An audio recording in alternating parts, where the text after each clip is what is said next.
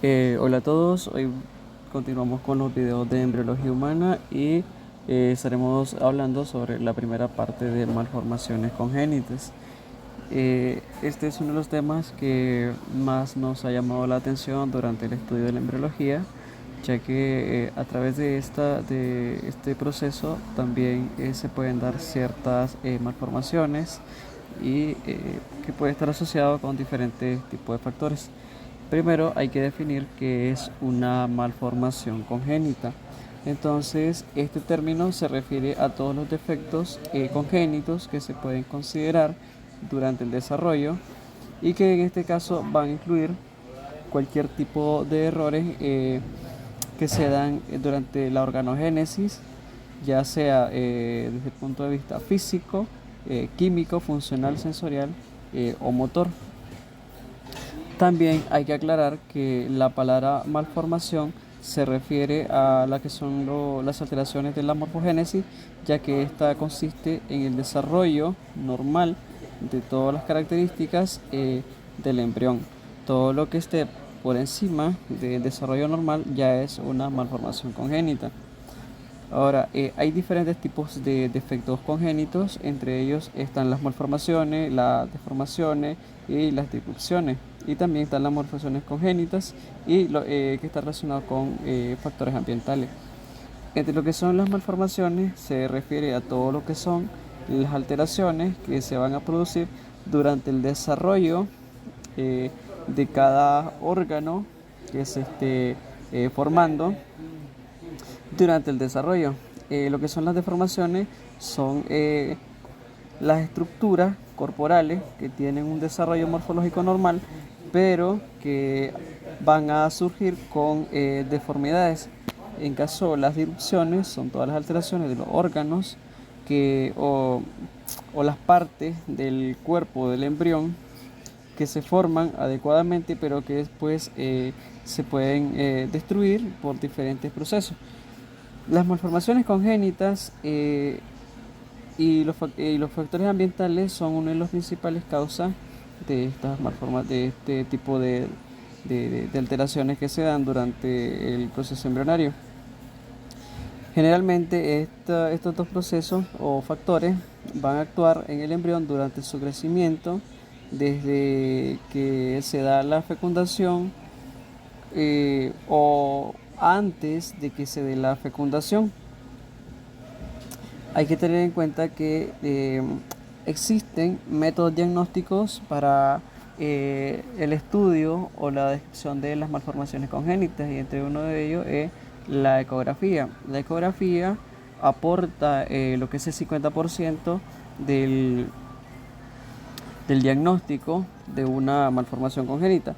Y es que todos los diagnósticos de las malformaciones congénitas ha venido teniendo gran impacto en lo que es este estudio, ya que se considera que uno de los graves problemas que se ha estado dando durante el desarrollo. Se puede también hacer otro tipo de diagnóstico, por ejemplo, a través de sangre, pero eso es menos probable o tiene menor certeza. En cambio,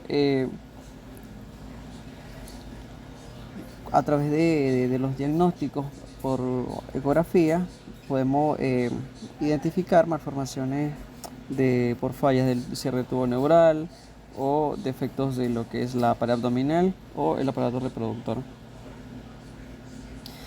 Por lo general, las representaciones de las malformaciones se puede dar en extremidades, corazón, médula espinal, que está representada en su mayoría o su totalidad es por malformaciones de la médula espinal. También hay otros grupos de malformaciones congénitas que se observan frecuentemente, por ejemplo, las malformaciones de la cara, problemas en el desarrollo del intestino, el estómago o alteraciones que afectan los órganos sexuales, como lo mencionábamos anteriormente. Se dice que aproximadamente de 3 a 4 niños de cada 2000 que nacen vivos surgen con una alteración morfogénica. Hay ciertos patrones que son causa de malformaciones.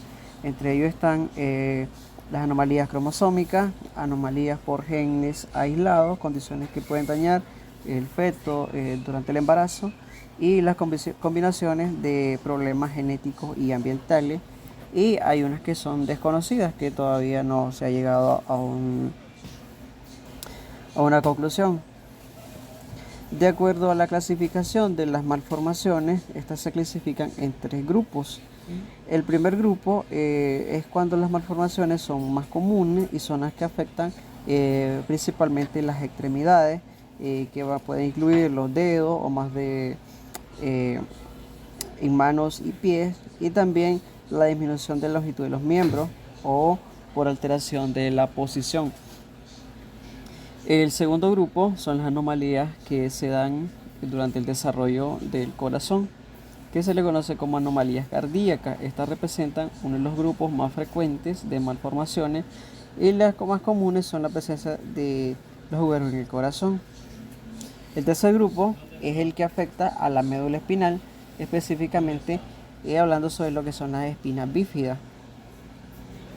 Las causas congénitas existen 4 tipos: las malformaciones, las disrupciones, que habíamos mencionado anteriormente, las deformaciones y los síndromes. Las deformaciones van a obedecer ciertos mecanismos o fuerzas mecánicas que van a moldear las partes del feto durante un periodo prolongado. En cambio, lo que son los síndromes son grupos de anomalías que se están dando en el embrión o en el feto y tienen una etiología específica muy común. La asociación es la aparición de 2 o más anomalías con orígenes no determinados. Por ejemplo, los colobomas, defectos cardíacos, las atresias de las coanas, un retardo del crecimiento, anomalías genitales o anomalías del pabellón auricular. También hay otras como las anomalías vertebrales, las anales, las traqueosofágicas y las de riñón.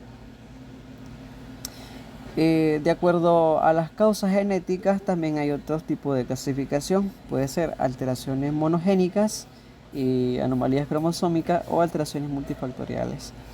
Entre las alteraciones monogénicas, las que son conocidas como enfermedades mendelianas, es cuando hay un gen que está alterado y estas se heredan de manera autosómica y están ligadas al sexo. Las anomalías cromosómicas se producen ya sea por materiales cromosómicos, por ejemplo el síndrome de Down o el síndrome de Turner, y suelen representarse o presentarse aleatoriamente en lo que son los hijos. Es decir, si en una familia hay 4 hijos, más de alguno de ellos puede presentar uno de estos síndromes.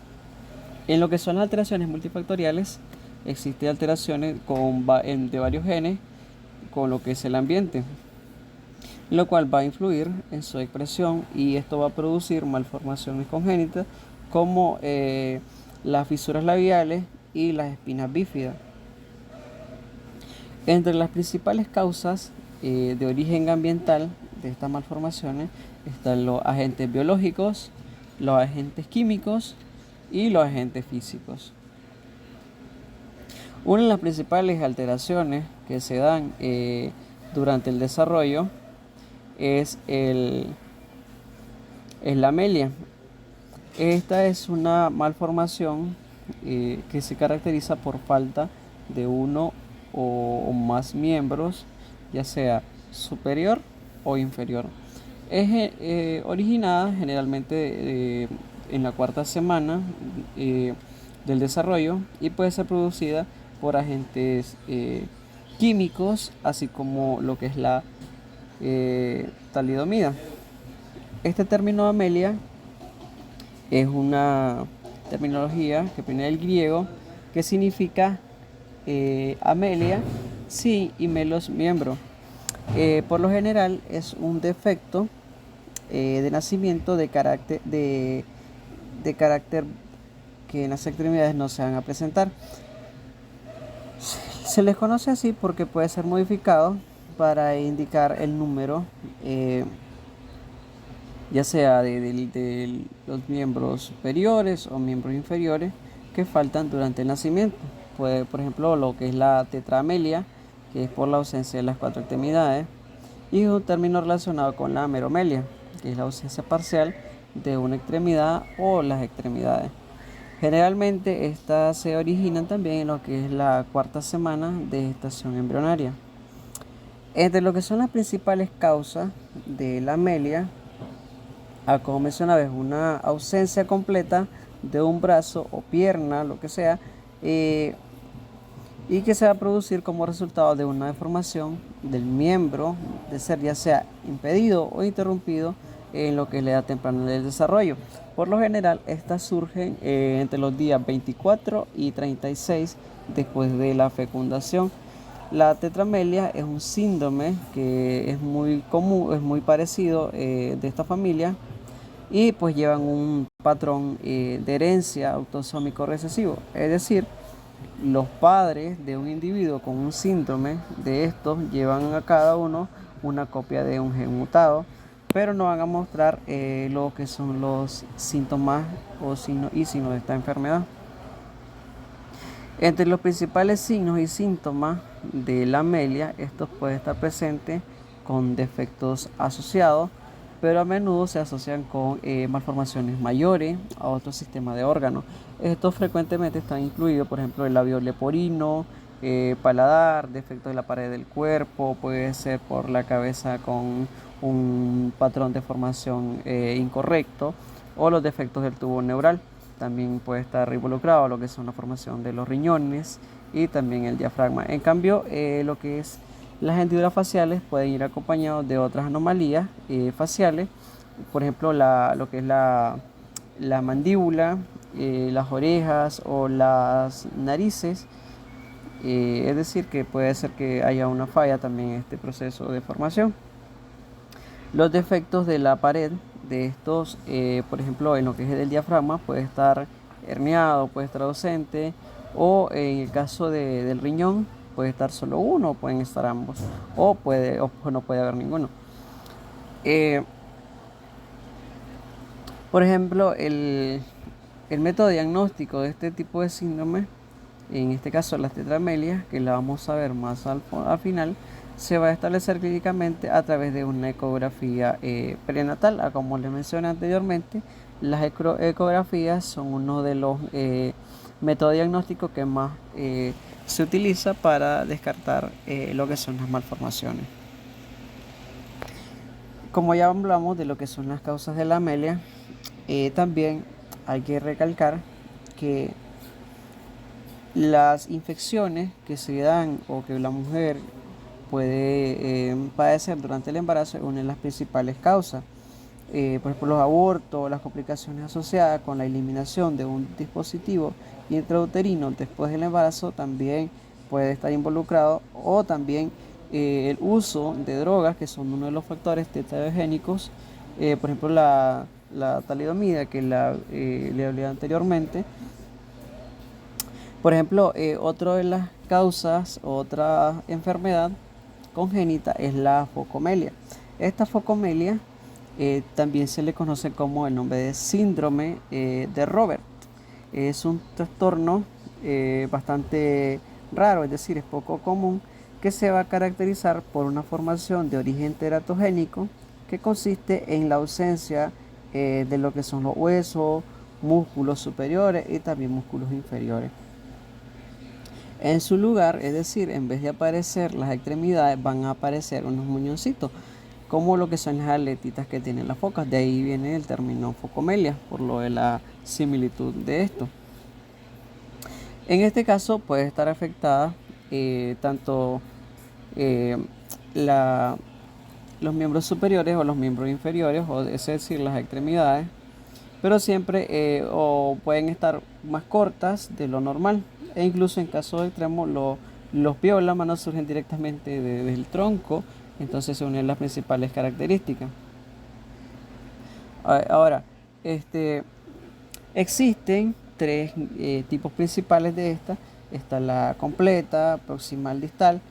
En este caso, la focomelia completa es una condición en la que faltan el brazo y el antebrazo. La mano solo puede estar unida a lo que es el tronco en esta forma de la focomelia. Es una de las principales características.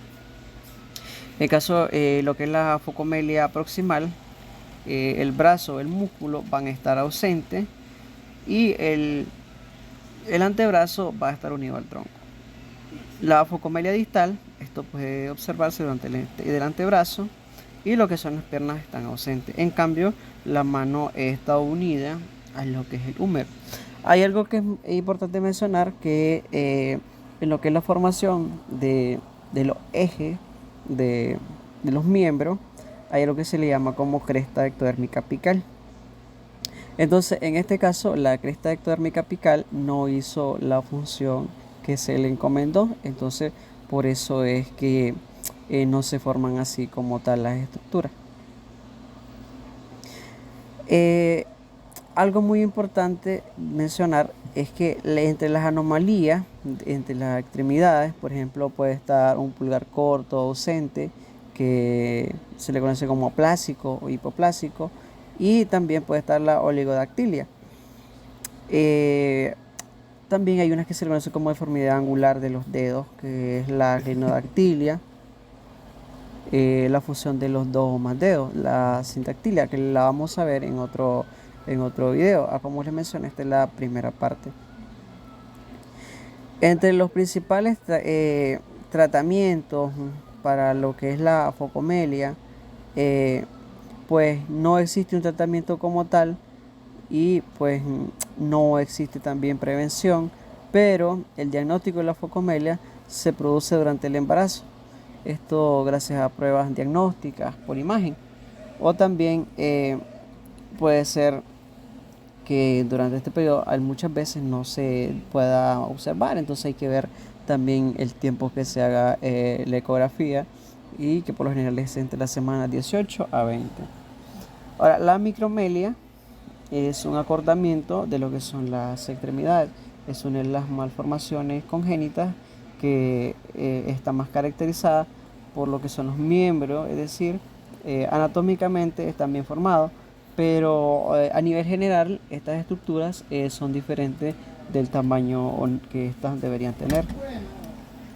Aquí lo que son los sedantes y tranquilizantes, como la talidomida, pues es una de las principales causantes de esta malformación, y también lo que es la malaria.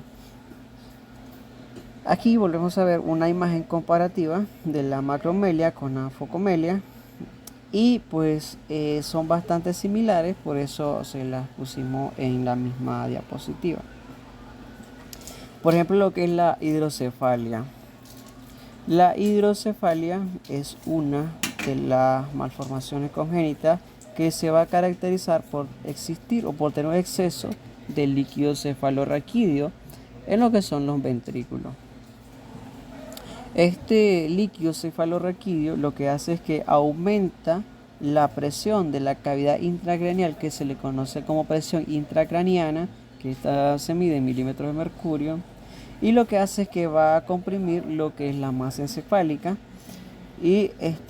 o cerebro, y esto lo hace de una manera irreversible. Las hidrocefalias también tienen una clasificación, puede ser congénita, comunicante y no comunicante. En la hidrocefalia congénita va a estar presente al nacer y puede ser ocasionada por algunas influencias ambientales. Estas influencias lo hacen durante el desarrollo embrionario, o también puede ser por una predisposición genética. La hidrocefalia comunicante ocurre cuando el flujo del líquido cefalorraquídeo se ve bloqueado después que sale en los ventrículos. El bloqueo es total, no es un bloqueo parcial, teniendo en cuenta que si fuera un bloqueo parcial siempre va a tener la posibilidad que pase este líquido, entonces es un bloqueo total.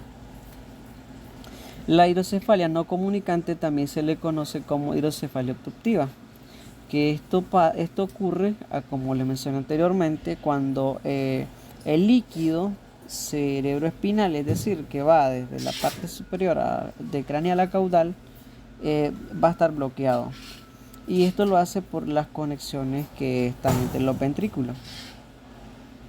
Etiológicamente, la hidrocefalia se clasifica en dos grandes grupos. Está la congénita y está la adquirida. Entre lo que es la congénita, puede ser por una estenosis del acueducto de Silvio, defectos del tubo neural, puede ser por unos quistes aranoideos o el síndrome de Dandy-Walker. Y también puede ser por malformaciones de Chiari. En caso, la adquirida puede ser por una hemorragia intraventricular, por meningitis, puede ser por un trauma de la cabeza o un tumor cerebral.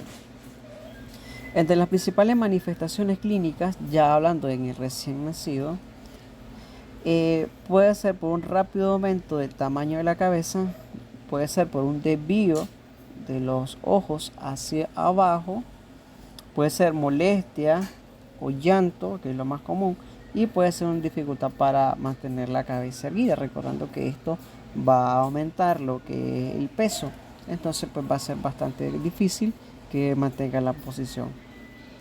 También puedes presentar lo que son las convulsiones y también la somnolencia.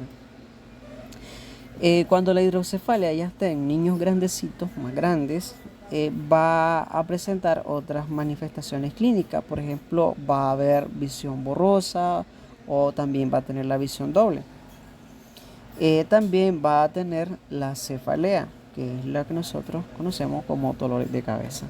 También problemas del aprendizaje, pérdida de memoria, dificultad para controlar lo que es el flujo de orina al momento de hacer la micción y dificultad para mantener el equilibrio y caminar. El tratamiento para lo que es la hidrocefalia, por ejemplo, está el tratamiento normal, que es el común para la hidrocefalia, que es la implementación quirúrgica de un sistema de derivación.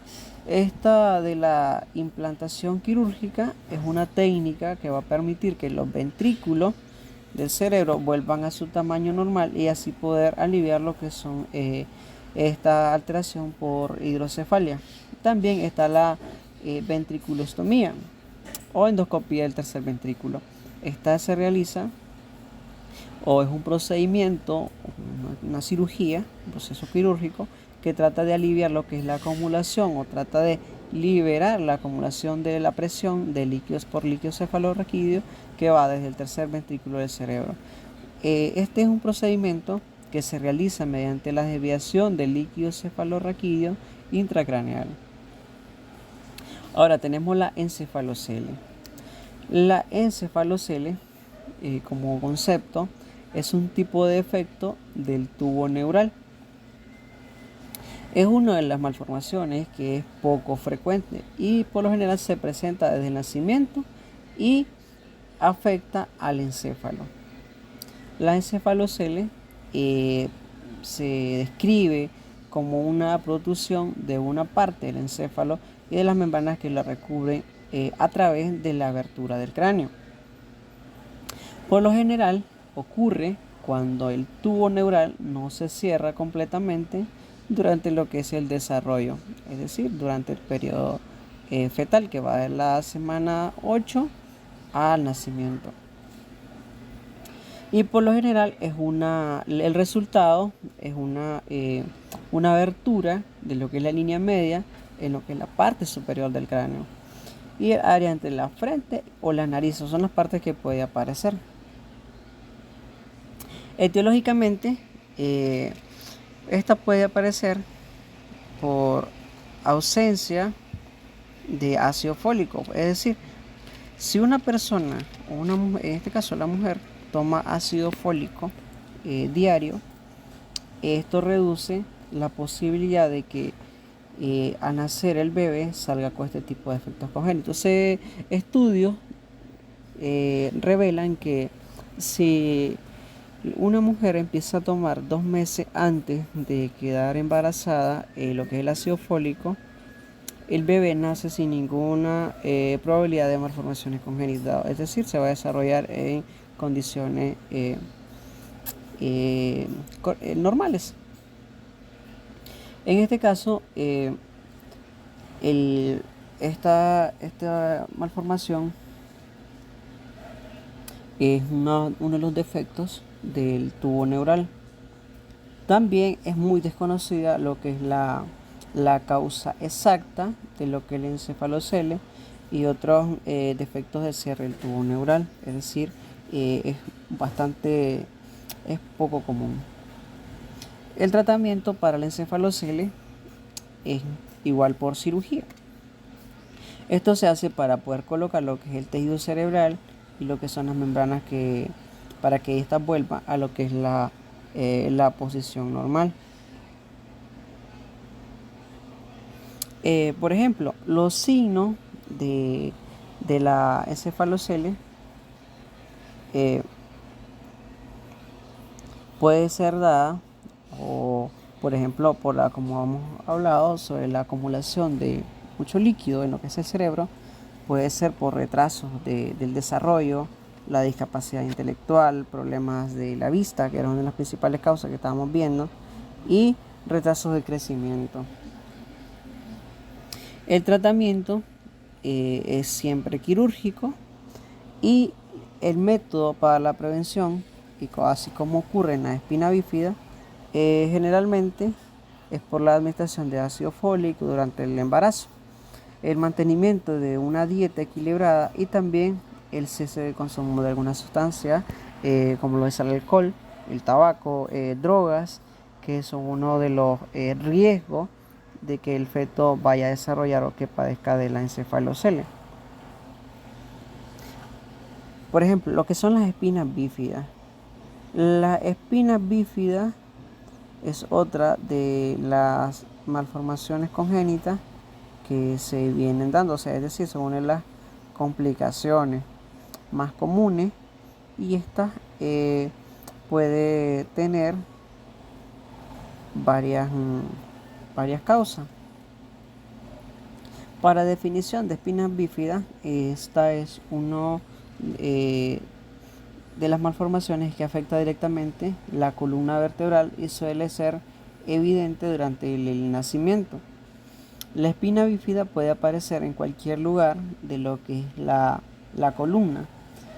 En este caso, si no se cierra el tubo neural completamente. La espina bífida puede provocar lo que son las discapacidades tanto físicas, intelectuales, que van de leves a graves. Es decir, son unas de las alteraciones que más daño causan a lo que es el recién nacido. Ahora, la gravedad de esta espina bífida va a depender del tamaño de la abertura de la columna y también si la parte de la médula espinal y los nervios están afectados.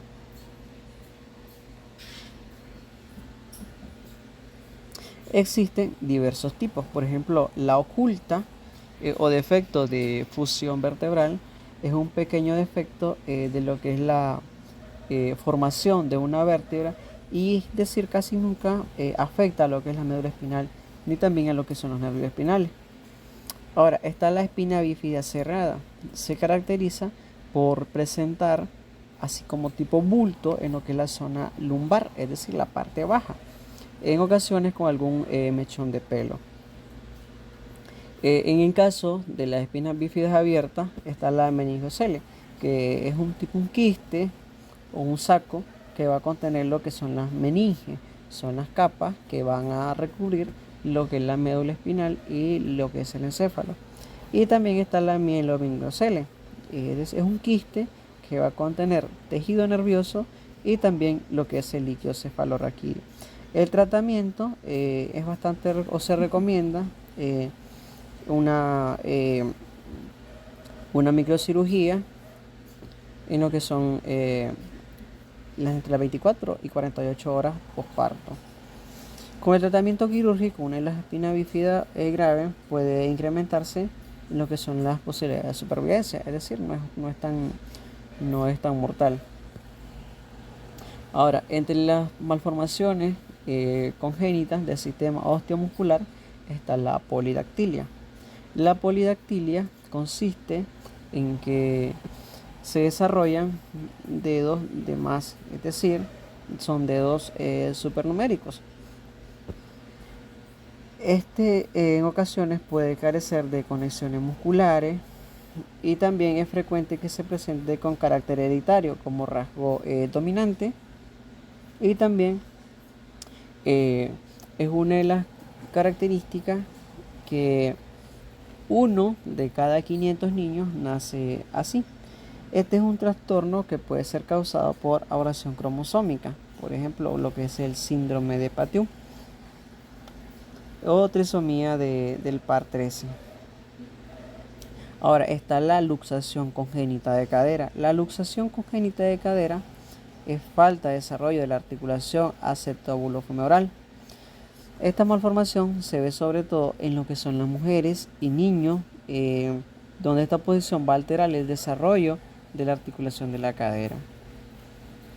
Llegamos al punto de la craneosinostosis. La craneosinostosis es un defecto primario del cierre de las suturas de la cabeza. Entonces lo que vamos a hacer es dar un pequeño repaso a lo que es la embriogénesis del cráneo y la cara. Hay que tener en cuenta que la caraja craneana tiene dos tipos de estirpes embrionarios. La bóveda craneana, los maxilares y la cara son derivados de las células que vienen de la cresta neural. Y como segunda parte, la base se origina de mesodermo de la misma manera que la columna vertebral. La formación de los cartílagos de crecimiento de los huesos de la base del cráneo va a empezar hacia lo que es la quinta semana del desarrollo, con una condensación de células mesenquimatosas dentro de lo que son los focos cartilaginosos. Esto va a ocurrir en la placa occipital de cada lado de lo que es la notocorda, y esto lo hace para formar el cartílago paracordal, de donde se va a derivar la escama del occipital. Ahora, el etmoide se va a formar a partir de los cartílagos trabeculares, mientras que los elementos óseos de la nariz van a derivar de las cápsulas nasales. Por ejemplo, el esfenoide en su totalidad va a presentar 18 centros de osificación. Más recientemente, esta descripción se ha venido simplificando con los propósitos tipo pedagógico, donde se va a explicar o donde se explican, por ejemplo, solo 6 centros de osificación. Entonces, pues son 3 centros a cada lado. La parte central con la silla turca va a estar formado por los cartílagos hipoficiarios, un centro para la ala, en este caso hablando de las alas menores, que va a ser derivado del cartílago orbitoesfenoidal, y otro centro para las alas mayores derivado del cartílago alestofenoidal. Hacia aproximadamente la sexta semana y séptima semana del desarrollo, estos cartílagos están pareados, ya están fusionados y van a tomar contacto unos con otros hacia lo que es la 10ª semana. Al mismo tiempo, el hueso temporal está la codificación de lo que son la cápsula óptica, hablando sobre lo que son los experimentos que se han realizado en lo que son los animales, y esto ha demostrado que los orígenes de la bóveda craneana van a derivar específicamente de lo que son las células de la cresta neural. Ahora, en el humano, estos tienen un origen con una donde se propone que son derivados mesodérmicos a lo que son las partes parietales, así como los huesos de la base, y se considera que afirman de manera tajante lo que es la estirpe mesodérmica o la parte ectomesenquimatosa de lo que son los huesos de la bóveda craneana. Ahora, por ejemplo, lo que son las células que vienen de la cresta neural, esto hacen que haya una condensación ectomesenquimatosa, y esto pues se hace por la migración que estas tienen. Ahora, en lo que están muchas teorías o muchos libros explican esta parte, y esto lo vamos a ver en un video sobre lo que es el esqueleto axial. Ahora, por ejemplo, en este caso existen algunas presentaciones de la craneosinoestenosis. Por ejemplo, la parte sagital, la coronal, la metópica y la lambdoidea.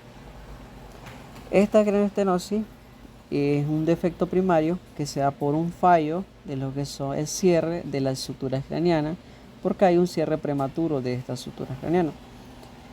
La principal causa de esta craneoestenosis es la mutación de genes que se da durante la embriología molecular por los MSX2 y el ALX4. La sagital es la escafocefalia o esta va a aportar un 50% de la mayor probabilidad de que aparezca este tipo de craneoestenosis. Está también lo que es la sagital, está la coronal, que es una puede provocar lo que es la oxicefalelia, que es un 30% aproximadamente, y también está la metópica. Esta metópica es trigonocefálica y estaría la coronal. La parte coronal o lambdoidea es un prácticamente es por la ubicación de lo que son las suturas, es decir, los nombres van de acuerdo a la aparición de las suturas. Entre los principales factores que estas van a presentar, al igual que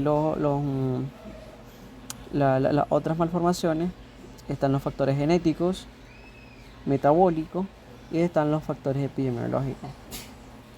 Como hemos hablado, entre los principales factores genéticos, algunos de los principales de la craneoestenosis es que son sindromáticas, es decir, se ha encontrado alguna haploinsuficiencia de estos genes, específicamente del MSX2, y en este caso hay mutaciones en lo que son los factores de crecimiento de fibroelástico por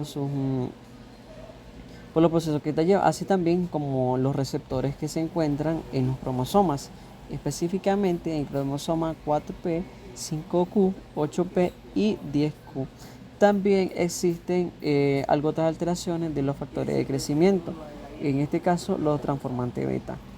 Lo que se ha encontrado es que estos pueden tener algunos errores, específicamente en los señalamientos bioquímicos y también biomecánicos. Estos factores lo que hace es que han venido produciendo o son producidos por la dura madre y las células de las suturas. Ahora, el buen funcionamiento de esta sustancia evita el cierre de la sutura, y todos estos mecanismos vienen a hacer posible que puedan aplicarse también en lo que son la craneoestenosis no sindromática. Las formas más similares que son predominantes en la craneoestenosis sindromáticas es el porcentaje de casos que se ha tenido o que se ha venido estudiando. Ahora, las alteraciones cromosómicas son bastante frecuentes y se han detectado en prácticamente todos los cromosomas del genoma. Sin embargo, hay cierto predominio de alteraciones de cromosoma 7Q.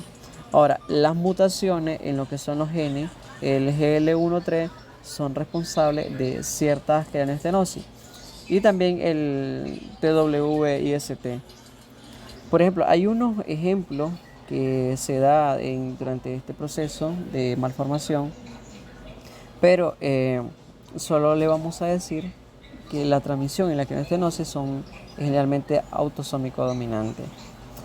Entre los principales factores metabólicos está el raquitismo, en lo que son los progenitores de niños con oxicefalia, que es lo que estábamos viendo, que es uno de los principales tipos de esta craneoestenosis. Y esto pues se ha venido señalando que es uno de los factores dentro de la producción de esta malformación. Ahora, la hipofosfatemia, el hipertiroidismo, los mucopolisacáridos, el tabaquismo, también ha sido uno de los que más se ha venido estudiando en este tipo de malformación. También las pacientes epilépticas y que están embarazadas y que son tratadas con valproato de sodio, ácido valproico, también pueden dar a luz y van a nacer con este tipo de la trigonocefalia, que es uno de los tipos de la craneoestenosis. Por ejemplo, en este caso, la craneosynostosis es una de las que más, podemos decir así, que más puede afectar. Ahora, está la craneoisquisis. La craneoisquisis puede ser por defecto primario, o también puede ser por defectos secundarios. Esta podemos decir que en los defectos primarios es un fallo en lo que es la bóveda craneal. Hay una formación defectuosa de lo que es el prosencéfalo. Ahora, entre las principales causas es un fallo de lo que es el neuroporo craneal. No va a incluir lo que es la formación de la bóveda ni tampoco la columna. En lo que mencionamos la parte de hueso se da por un factor de crecimiento transformante beta y generalmente por mesénquima de lo que son las partes membranosas. Los medios para la prevención se da por la vitamina B9, la que es de 400 miligramos, según lo que nosotros estábamos revisando un artículo.